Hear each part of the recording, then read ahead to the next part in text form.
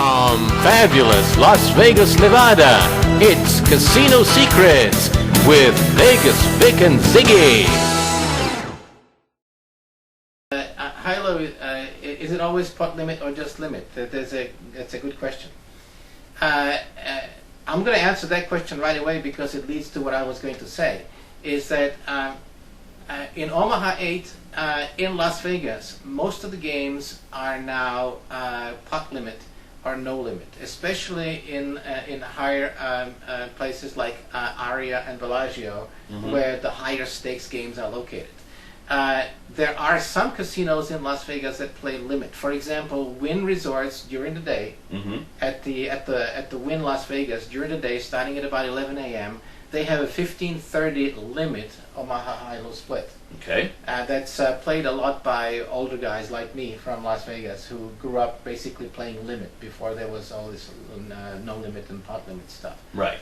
At the Venetian, they often have a 4-8 or 8-16 limit Omaha high-low split, which is perhaps one of my favorite games because I prefer to play limit games because it's the way that I played poker when I came to Las Vegas. I played most of the limit, and so did everybody So it's else. a nostalgic thing. It's a nostalgic thing, and you also have an opportunity to get more involved in the pot because there's a lot more people chasing cards, especially in the low category, and a lot of people eventually get counterfeited, and so the pots become really huge. And in no limit and pot limit versions of the games. More, how do you bet in the limit? More players who are pros or semi-professionals who are played in the pot limit and no limit game, and it becomes a completely different game because you have to be very, very careful. You have to stick to the best hands and the structures and so forth. And I like more of an action game, more of an entertainment poker game.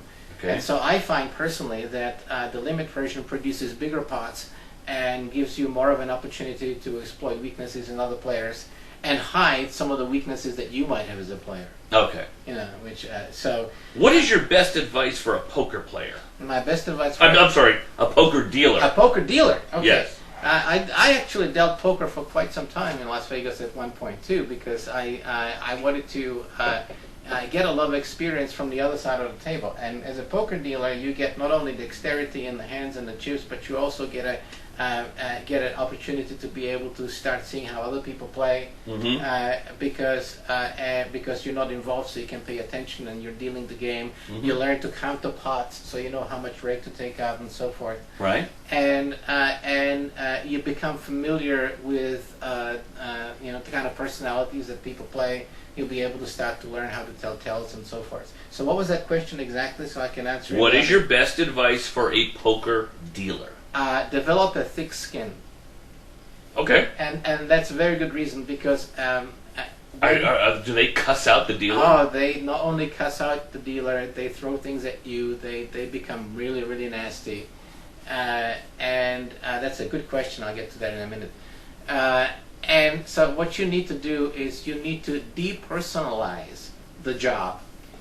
You're not involved there as a person as if you were as a player. You're there to facilitate the game. So you have to develop a thick skin, not let anybody bullshit you or take advantage of you. You have to know your job. You have to know your mechanics. You have to be good at the shuffle. You have to be good at the dealing. Put the cards in front of the player. Don't spray them around. Make sure that when you pitch the card, you don't throw it. You actually learn to pitch it properly with your fingers. Make sure that you're consistent. You always have a good disposition because your tips depend on it.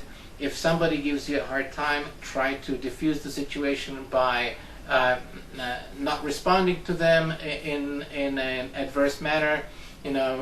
Be more congenial. But if they get really out of hand, don't be afraid to look them in the eye and tell them to basically F off. Because if you let these, there are a bunch of jerks around everywhere, and many players get drunk. And so if somebody gets really, really in your face, you can't let them walk all over you. Most casinos will have floor staff and security staff that will put a stop to it.